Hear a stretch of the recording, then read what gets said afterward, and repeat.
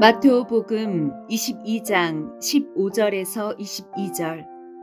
컴플렉스. 그때 바리사이들이 나가서 어떻게 하면 말로 예수님께 올가미를 씌울까 하고 의논하였다. 그러고는 저희 제자들을 헤로데 당원들과 함께 예수님께 보내어 이렇게 말하였다. 스승님, 저희는 스승님께서 진실하시고 하느님의 길을 참되게 가르치시며 아무도 꺼리지 않으시는 줄 압니다.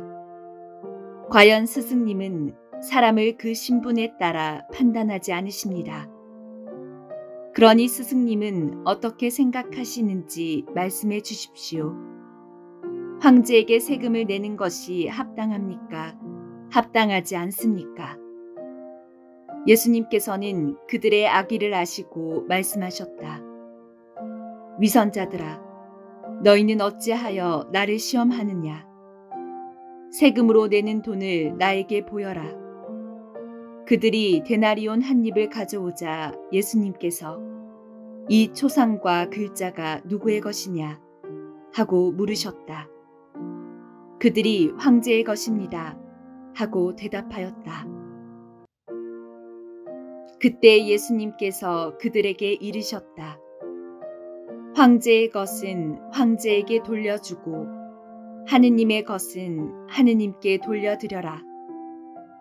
그들은 이 말씀을 듣고 경탄하면서 예수님을 두고 물러갔다.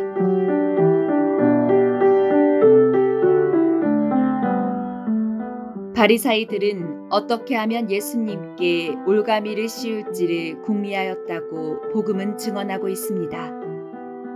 바리사이들은 왜 그렇게 집요하게 예수님을 물고 늘어질까요?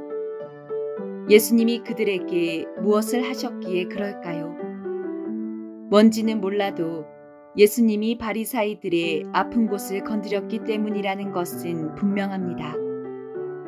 바리사이들이 가진 콤플렉스, 즉 그들이 숨기고 싶은 것을 주님께서 직설적으로 건드리셨기 때문에 악의를 품었을 것입니다.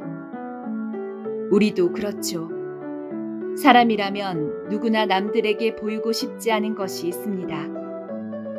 나는 누가 어떤 것을 물어도 다 말해줄 수 있어 하는 자신감을 가진 사람은 그리 많지 않습니다.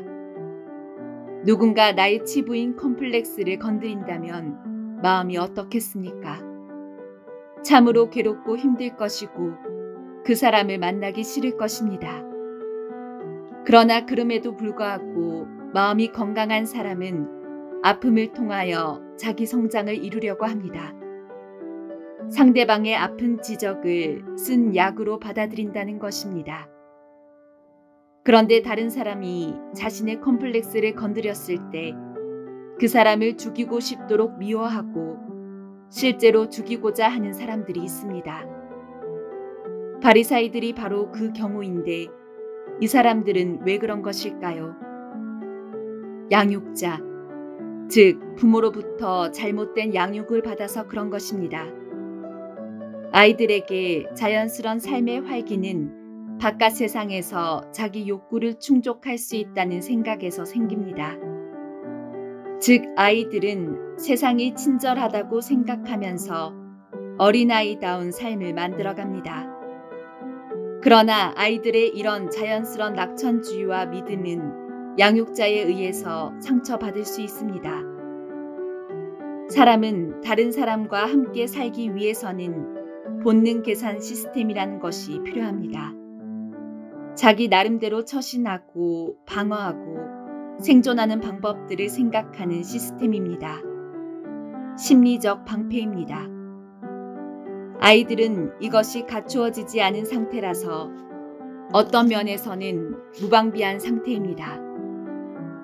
양육자가 아이를 무시하거나 창피를 주었을 때 아이는 자기를 방어하지 못하고 방패가 없어서 창에 찔리는 것처럼 심리적으로 죽어버립니다. 신뢰심을 가지고 낙천적으로 행동할 수 있게 하는 힘이 점점 약해져 간다는 말입니다. 그래서 아이는 경쟁적이고 불안정한 성격이 되어버리고 이런 양상이 반복되면 비관적인 사람이 되어서 희망이 무엇인지를 모르게 되고 급기야 자기 욕구를 채우기 위해서는 다른 사람을 이용해야 한다고 믿게 되는 것입니다. 그리고 자신이 힘이 생겼을 때 자신의 컴플렉스를 건드리는 사람을 만나면 죽이고 싶은 마음이 들고 심지어 죽이기까지 합니다. 바리사이들이 바로 전형적인 이런 경우입니다.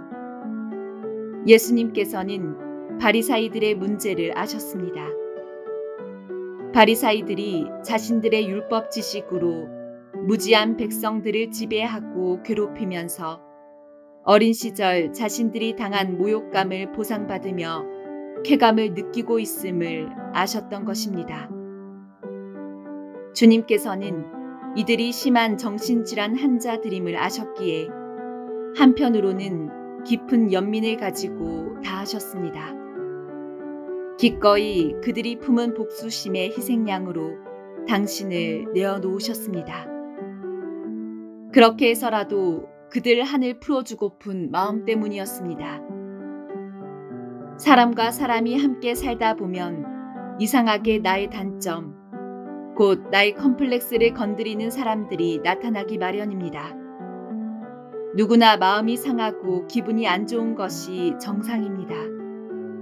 그 정도가 지나쳐 상대방을 죽이고 싶은 마음이 드는 것은 내가 가진 마음의 상처가 깊기 때문입니다.